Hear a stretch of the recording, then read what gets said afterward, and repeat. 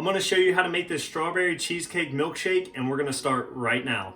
All right, so here are ingredients. So we are doing 2 different cups, one for the vanilla Jello and another one for the cheesecake Jello, to see how much it'll change it. First, we want to do frozen strawberries, 140 grams.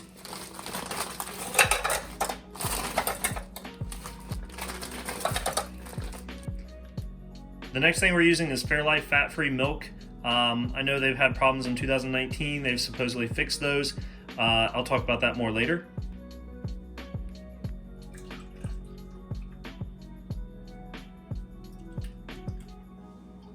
We're now going to use Philadelphia's cream cheese, 1/3 less fat.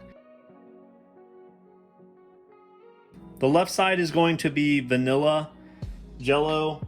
We're using this sugar-free and fat-free Jello. And then we also have a cheesecake Jello, which will go into the right one. 14 grams for each cup. Now you can use your choice of whey protein powder. For the vanilla flavor that I have at my house, I have BodyTech vanilla ice cream, whey protein. It's not the best protein, but it'll get the job done. 1 scoop of that.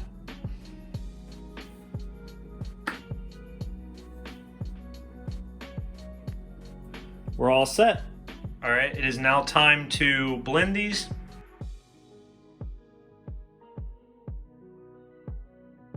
All right, so we now have our 2 cups.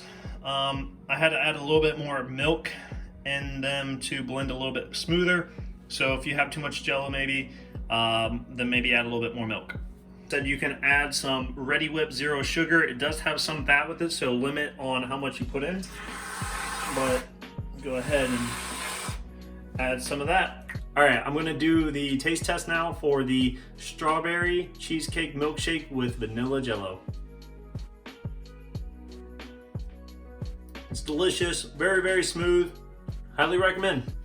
Now I'm gonna do a taste test for the strawberry cheesecake milkshake with cheesecake Jello, and just to see if it makes any difference at all.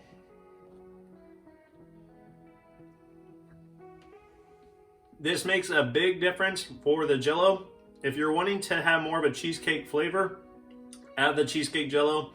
If you like more of a strawberry taste, then the vanilla would be fine.